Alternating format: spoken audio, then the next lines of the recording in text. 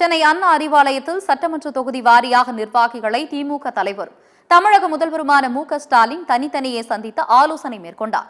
செய்தியாளர்கள் சந்திப்பில் இது தொடர்பாக பேசிய திமுக அமைப்பு செயலாளர் ஆர்.எஸ். பாரதி, உடன்பிறப்பே வா என்ற தலைப்பில் முதற்கட்டமாக சிதம்பரம், விழுப்புரம், உசிலம்பட்டி ஆகிய 3 சட்டமன்ற தொகுதிக்கு உட்பட்ட நிர்வாகிகளை முதல்வர் சந்தித்ததாக தெரிவித்தார்.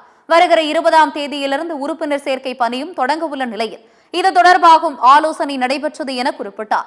நிர்வாகிகளை முதலமைச்சர் சந்திக்கும் அடுத்த கூட்டம் வருகிற 14ஆம் தேதி நடைபெற உள்ளது எனவும் ஆர்.எஸ். பாரதி கூறினார்.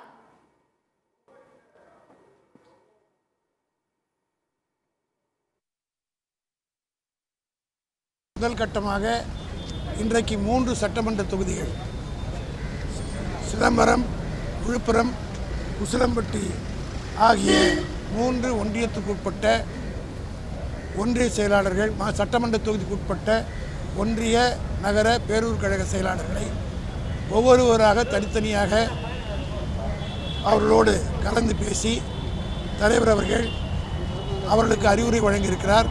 அதேபோல் வருகிற 20ஆம் தேதியிலிருந்து உறுப்பினர் சேர்க்கிற அந்த பணி துவங்க இருக்கிறது.